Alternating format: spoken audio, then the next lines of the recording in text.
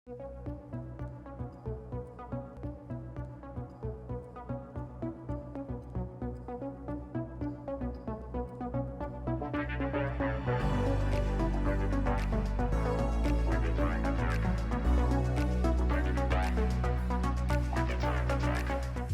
Guys, welcome back to my channel motor speed India. उम्मीद करता हूँ आप सब एकदम ठीक रहोगे और बहुत ही बढ़िया रहोगे। तो आज हमारे पास जो गाड़ी आई है वो है सबसे सस्ती गाड़ी, इंडिया की सबसे सस्ती गाड़ी, और इसे कहते हैं टॉय कार, जो फैमिली कार बोलते हैं। फैमिली की सबसे पहली गाड़ी जो सब लोग लेते हैं वो गाड़ी है। तो हम जल्दी चलते हैं, इसका वॉक अराउंड करते हैं और आपको बताते हैं कि ये गाड़ी कैसी है। तो चलो चलते। तो भाई हम आ चुके गाड़ी की तरफ। बाकी गाड़ी तो अब थंबनेल देख के समझ ही गए रहेंगे कि कौन सी गाड़ी है, बट हाँ, गाड़ी घुमा दे। कैमरा घुमाने के पहले आपको प्लीज़ एक रिक्वेस्ट है, वीडियो को लाइक करो, शेयर करो, एंड चैनल पे अगर आप नए हो तो प्लीज़ चैनल को सब्सक्राइब करो और बेल आइकन नोटिफिकेशन ज़रूर हिट करना ताकि आप कोई भी वीडियोस मिस ना करो। और नीचे हमारा इंस्टा आईडी भी दिया हुआ है, उस पर भी प्लीज़ फॉलो करिए और मुझे कमेंट सेक्शन में बताइए आपको क्या अच्छा लगा, क्या बुरा लगा, ताकि हम कुछ इम्प्रोवाइज़ कर सकें अपने सारे वीडियोस पे।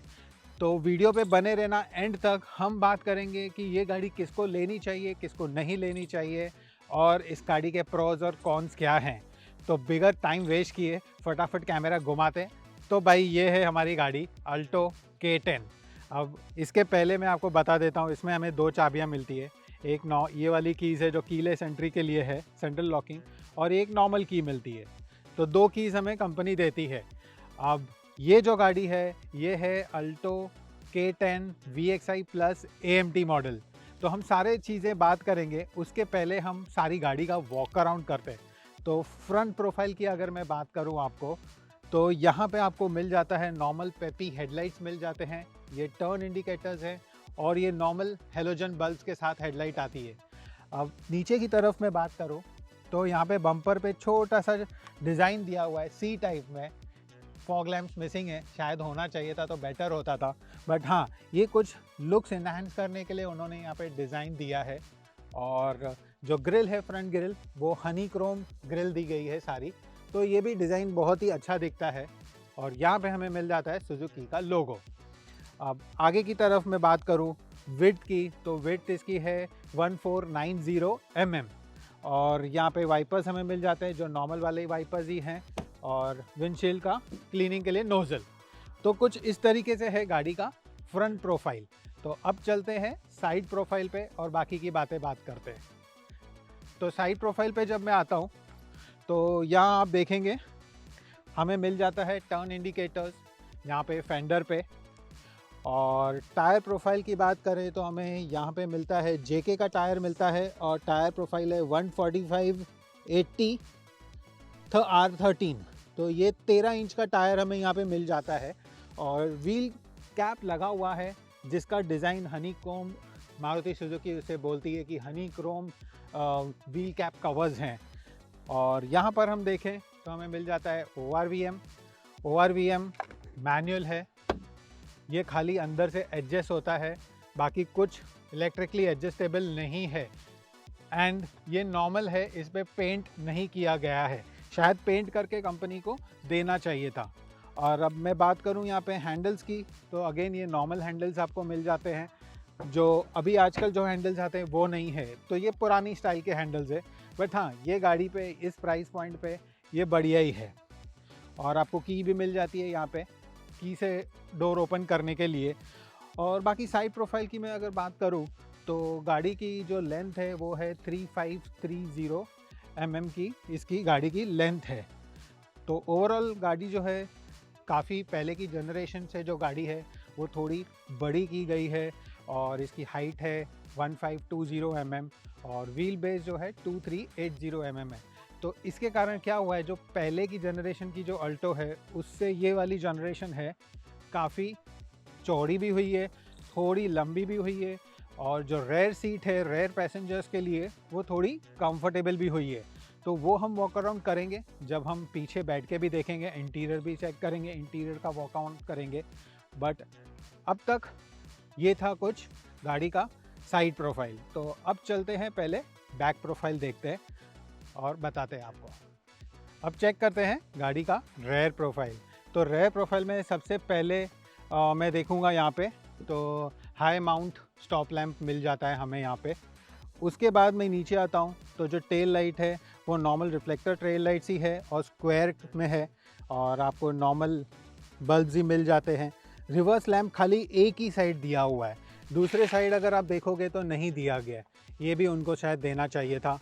उसके बाद मैं यहाँ पे बात करूँ तो आपको मिल जाता है सुजुकी का लोगो, और यहाँ पे आपको मिल जाती है अल्टो K10 की बैजिंग। तो ये था यहाँ पर। और उसके नीचे हम उतरते हैं तो मिल जाते हैं हमें दो पार्किंग सेंसर्स ही मिलते हैं। यहाँ पे भी लगता है कंपनी ने कंजूसाई कर दी, एटलीस्ट 3 पार्किंग सेंसर्स देने चाहिए थे।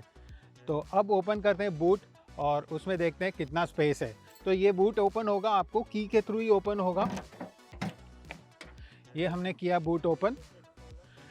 पार्सल ट्रे आपको मिल जाता है यहाँ पे, और ये जो बूट स्पेस है बेसिकली 214 लीटर का बूट स्पेस है।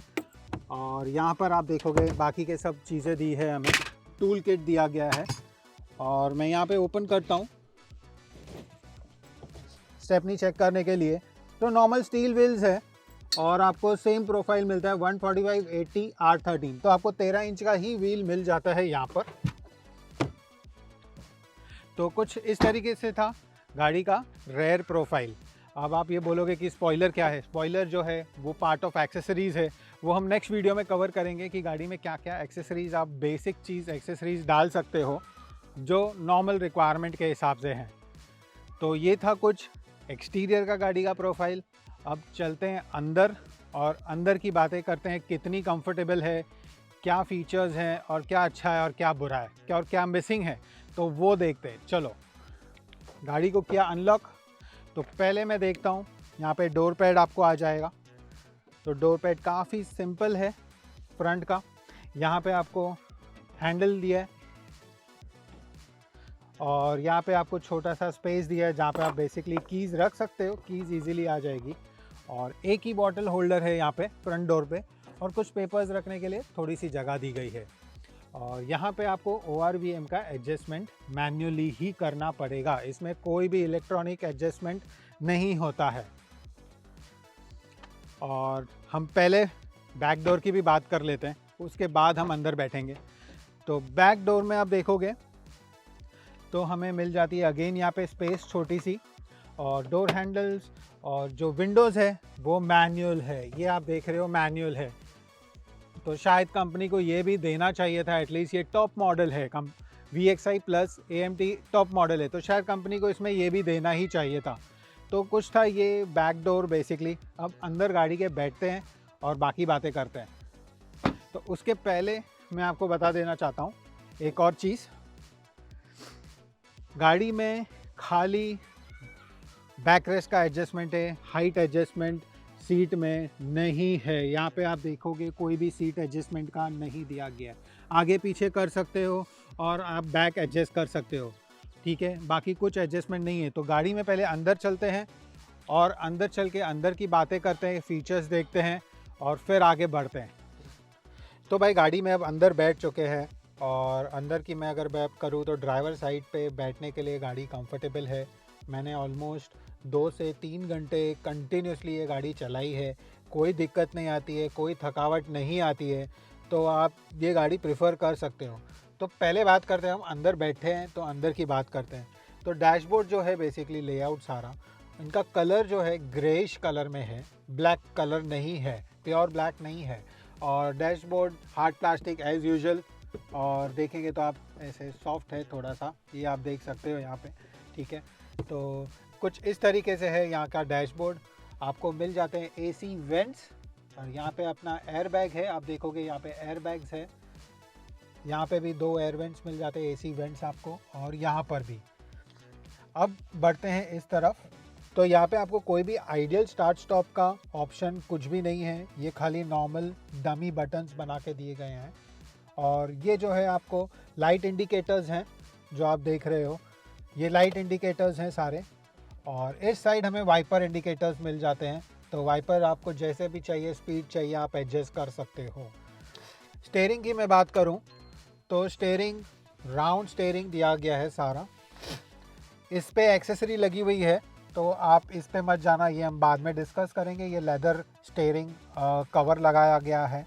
हाँ, स्टीयरिंग पकड़ने में बहुत अच्छा है, सही लगता है, और इसका जो लेआउट और डिज़ाइन दिया गया हॉर्न का, ये भी मुझे बहुत बढ़िया लगा। एंड उसके अलावा यहाँ पे जो सिल्वर फिनिश दिया है वो भी काफ़ी अच्छा है। अब यहाँ पे आपको मिल जाते हैं बेसिकली ब्लूटूथ कंट्रोल, यहाँ पर आपको मिलते हैं ब्लूटूथ कंट्रोल्स, और यहाँ पे आपको मिलते हैं बाकी ऑडियो कंट्रोल, सारे मिल जाते हैं यहाँ पे। तो कुछ इस तरीके से था गाड़ी का स्टीयरिंग। अब बढ़ते हैं बाकी मेन चीज़ पे। आपको इतनी सस्ती गाड़ी में आपको मिल जाता है 7 इंचेस का स्मार्ट प्ले फ्रॉम मारुति, जो एंड्रॉयड ऑटो और एप्पल कार प्ले सपोर्ट करता है थ्रू वायर। अब मैं आपको चालू करके दिखाता हूँ। तो कुछ इस तरीके से आपको आ जाता है डायरेक्टली। उसके बाद नीचे आपको मिल जाते हैं ये 2 पावर विंडो के बटन्स। तो पावर विंडो के बटन्स उन्होंने यहाँ पर दिए गए हैं। उसके बाद आपको मिलता है हज़ार्ड बटन मिल जाता है, और नीचे ये सारे आपको मैनुअल एसी कंट्रोल्स हैं बेसिकली। उसके बाद हम नीचे उतरते हैं तो यहाँ देखते हैं हमें USB और ऑक्सिलरी का मिल जाता है पोर्ट यहाँ पर, और यहाँ पर अपने को 12 वॉट का सॉकेट मिल जाता है, आप देख रहे हो।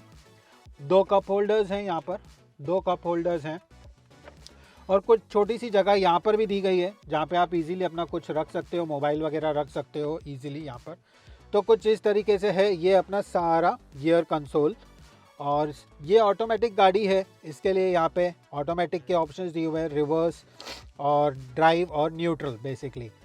और आपको मिल जाता है यहाँ पे हैंड ब्रेक, जो हैंड ब्रेक ब्लैक कलर में ही है, और ये सिल्वर फिनिश नहीं है, जो कि मारुति की कोई गाड़ीज़ में आता है VXI ऑनवर्ड्स। जैसे मैं स्विफ्ट का वीडियो अगर आपने देखा होगा तो उसमें यहाँ सिल्वर आता है VXI में, तो यहाँ उन्होंने नॉर्मल ब्लैक ही दिया है। और छोटी सी जगह कुछ दी है यहाँ पे, बेसिकली कॉइन्स रख सकते हो, या कुछ चीज़ आप कीज़ वगैरह भी यहाँ पे इजीली रख सकते हो। तो कुछ इस तरीके से है यहाँ का इंटीरियर्स। अब सीट की मैं बात करूँ तो सीट जो है फैब्रिक सीट्स हैं। अगेन ये ग्रे कलर की है ड्यूल टोन में। यहाँ पर बीच में अच्छा सा डिज़ाइन दिया गया है लाइट ग्रे कलर में, और ये दिया गया है डार्क ग्रे कलर में, आपको डिज़ाइन मिल जाता है। फिर हम आगे बढ़ते हैं ऊपर। ये आपको मिलता है सनवाइज़र। इसमें कोई भी मिरर नहीं है, बहुत ही बेसिक है बेसिकली। यहाँ पर अपने को लाइट मिल जाती है जो नॉर्मल येलो लाइट ही है। आपको माइक मिल जाता है यहाँ पर, क्योंकि आपके पास ब्लूटूथ है, और नॉर्मल IRVM है बेसिकली। और ड्राइवर साइड के लिए भी नॉर्मल ही है। इसमें कोई भी टिकट होल्डर का भी ऑप्शन नहीं है जहाँ पे आप कुछ पेपर रख सको, एकदम सिंपल है। तो कुछ इस तरीके से है गाड़ी का सनवाइज़र। और यहाँ आप देखेंगे तो आपको ORVM को एडजस्ट करने के लिए यहीं से है, और ये फोल्डेबल नहीं है, ये आपको बाहर से ही फोल्ड करना पड़ेगा। तो कुछ इस तरीके से था आगे का। ग्लव बॉक्स की मैं बात करूं तो ग्लव बॉक्स ठीक ठाक ही है, काफ़ी सारे आपका मैनुअल्स वगैरह और कुछ आप इजीली रख सकते हो, जगह डिसेंट इनफ है। और गाड़ी में आपको मिल जाते हैं 4 स्पीकर्स, स्मार्ट प्ले के साथ में आपको मिल जाते हैं 4 स्पीकर्स ऑन ऑल 4 डोर्स। तो ये कुछ बढ़िया सी चीज़ है। अब चलते हैं पीछे। अब पीछे चलने के पहले मैं सीट एडजस्ट करता हूँ मेरे हिसाब से। मेरी हाइट है 5'10", और मैंने एडजस्ट कर दी है सीट आगे। अब ये मेरे लिए कंफर्टेबल है। एक चीज़ तो भूल गया, आपको आगे का दिखाना भूल गया, तो ये पहले देखते हैं। तो ये चालू करते हैं गाड़ी, और आपको ये मिल जाएगा यहाँ पे। अगर आप देखोगे तो ये भी डिजिटल है सारा, और इसमें खाली डिजिटल स्पीड मिलेगा। और फिर हमें यहाँ पे आप ध्यान से देखेंगे तो आपको रेंज बताता है, आपको टोटल किलोमीटर्स कितनी रनिंग हुई है वो, फ्यूल कितना कैपेसिटी है वो, और आपको ट्रिप बी आपको नॉर्मल माइलेज कितना आ रहा है वो, इंस्टेंट माइलेज, और ओवरऑल एवरेज कितना है वो, और रेंज। और उसके अलावा आपको इंडिकेटर देता है कौन से गियर पे गाड़ी है। तो अभी N दिखा रहा है, मतलब न्यूट्रल पे है, तो जैसे ही हम चलाएंगे तो वो D पे आ जाएगी।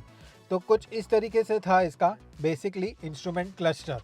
अब चलते हैं पीछे और बात करते हैं रेयर सीट की, कितना कंफर्टेबल है। तो मैं बैठ चुका हूँ यहाँ पे गाड़ी में पीछे। अब पीछे के बारे में बात करेंगे, क्या क्या हमें मिल रहा है, क्या फीचर्स है और कैसे है, कितनी कंफर्टेबल है पीछे बैठने में। तो सबसे पहले मैं आपको दिखाऊंगा यहाँ से फ्रंट लुक गाड़ी का। पीछे बैठेंगे तो कैसे लग रहा है आपको। पीछे जो दो लोग बैठेंगे उनको ईज़िली यहाँ से व्यू क्लियर दिख जाता है और कुछ इस तरीके से आपका डैशबोर्ड व्यू आता है, जो बहुत ही बढ़िया लग रहा है मुझे। एंड कलर कॉम्बिनेशन जो है, ग्रे कलर डैशबोर्ड और सीट्स, तो काफ़ी बढ़िया लग रहा है, मैचिंग जा रहा है और काफ़ी डिसेंट इनफ लग रहा है। अब मैं फ्रंट सीट्स की बात करूं तो यहाँ आपको कोई भी एडजस्टेबल हेडरेस्ट नहीं है, ये फिक्स ही आता है इसमें। तो ये था कुछ यहाँ का। उसके बाद नीचे आप देखेंगे तो उन्होंने यहाँ पे छोटी सी जगह दी है, मे भी छोटी सी एक 500 ml या 300 ml की बॉटल आप रख सकते हो यहाँ पर, या कुछ कीज़ वगैरह कुछ रख सकते हो। तो बहुत छोटी सी जगह है, बॉटल शायद इतना बरोबर ना भी पकड़े, बट हाँ रख सकते हो। फिर पीछे बैठने के लिए गाड़ी आइडली 2 लोग एकदम आराम से पीछे बैठ सकते हैं, बट 3 जन मैनेज कर सकते हैं इस गाड़ी में फिर भी। और अब मैं नी रूम की बात करूं, नी रूम डिसेंट इनफ है, लेग रूम भी है काफ़ी सारा, मैं कंफर्टेबल बैठा हूं। हाँ, थाई सपोर्ट थोड़ा सा मुझे कम लग रहा है, बट वही चीज़ का जो है कंपनी ने एडजस्टमेंट किया है ताकि पीछे आपको थोड़ा सा बेटर कंफर्ट मिले, नी रूम लेग रूम आपको काफ़ी अच्छा मिले। अब मैं हेडरूम की बात करूं, हेडरूम भी डिसेंट इनफ है, यहाँ पे आप देखोगे काफ़ी सारा अच्छा हेडरूम है, तो कोई मुझे दिक्कत नहीं आ रही है, मुझे अटक नहीं रहा है। मेरी हाइट है 5'10", तो कोई तकलीफ़ नहीं हो रही है। और बैठने में भी जो बेंच है पीछे, इनफ सपोर्ट है गाड़ी में, तो आराम से कंफर्टेबल बैठे हैं, आपको ऐसे नहीं लग रहा है कि स्ट्रेट बैठे हैं, टेका बरोबर है, कंफर्टेबल है। अब यहाँ पर उन्होंने दिया है हैंडल, डोर ग्रैब हैंडल, कोई कोट हुक नहीं दिया गया है, बट हाँ बेसिक हैंडल दिया गया है, ये कोई सॉफ्ट टच नहीं है ओपन एंड क्लोज के लिए। दोनों साइड पे आपको वही मिल जाता है। आपको सीट बेल्ट यहाँ पे बैक सीट पे भी आपको हेडरेस्ट एडजस्टेबल नहीं है, फिक्स हेडरेस्ट है। आपको 3 पॉइंट सीट बेल्ट्स मिल जाते हैं, जो यूज़र ने पीछे बंद कर दी है अभी हाल फिलहाल, ठीक है। तो आप मत करिएगा ऐसे, आपको सीट बेल्ट यहाँ पे आगे रखने हैं। जो पीछे बैठ रहा है सेफ्टी पहले फॉलो कीजिए, सारे सीट बेल्ट जो रूल्स है वो प्लीज़ फॉलो कीजिए। तो सीट बेल्ट अपने को 3 पॉइंट मिल जाता है और बाकी आपको पीछे कंफर्टेबल लग रहा है, हेडरूम इनफ है, डिसेंट इनफ है। तो कुछ इस तरीके से है। और मैंने आपको ये बता दिया ऑलरेडी, आपको विंडो डाउन करने के लिए मैनुअल मिल जाता है जो पुराना आता था। तो कुछ ये था कुछ गाड़ी का इंटीरियर। अब हमने सारा एक्सटीरियर और इंटीरियर वॉक अराउंड कर लिया। अब बात करते हैं मेन चीज़ की, इंजन में कितना दम है। तो पहले इंजन देखते हैं। तो कुछ इस तरीके से गाड़ी का इंजन है यहाँ पर, और ये जो इंजन है बेसिकली गाड़ी आती है आपको 1 लीटर इंजन आती है विथ 3 सिलेंडर्स, जो पावर निकाल के देती है आपको 66 bhp with 89 newton meters of torque. तो मोटा मोटी अगर आप देखोगे तो इतना ये गाड़ी के लिए कैपेसिटी काफ़ी सही है। और गाड़ी एक बार अगर आप चलाते हो, रोड पे जब आ जाती है प्रॉपरली, मोमेंटम मिल जाता है, तो गाड़ी भागती है इजीली, क्योंकि लाइट वेट है बेसिकली। तो कुछ इस तरीके से गाड़ी का इंजन है। अब हम वेरिएंट्स की अगर बात करें तो हमें मिलते हैं 4 वेरिएंट्स, स्टैंडर्ड, LXI, VXI और VXI प्लस। इसमें एक ऑप्शन आपको मिल जाता है अगर आपको CNG चाहिए। वैसे तो यही गाड़ी माइलेज अच्छा निकाल के देती है, बट अगर फिर भी आपको CNG चाहिए तो आपको VXI वेरिएंट में CNG भी मिल जाता है। और VXI प्लस जो है, VXI और VXI प्लस, उसमें आपको मिल जाता है AMT वेरिएंट, और बाकी जो है मैनुअल भी मिल जाते हैं ऑप्शन। अब हम बात करते हैं एक्स शोरूम प्राइस की। तो इस गाड़ी का जो प्राइस है एक्स शोरूम, वो चालू होता है 3,99,000 टू 5,90,000 एक्स शोरूम। उसके ऊपर आप जो स्टेट में हो, जहाँ रजिस्ट्रेशन कर रहे हो, उसके हिसाब से आपको टैक्सेस लगेंगी, और डिस्काउंट्स बाकी आपको डीलरशिप से मिल जाएगा तगड़ा वाला। तो अभी भी आप टाइम है, आप जाके ले सकते हो। ये गाड़ी बेसिकली जनवरी ख़त्म नहीं हुआ है, किसी के पास अगर स्टॉक रहेगा तो आपको बढ़िया सा डिस्काउंट भी मिल जाएगा इस गाड़ी पे। तो अब हम बात करते हैं इस गाड़ी को किसको लेना चाहिए, किसको नहीं लेना चाहिए।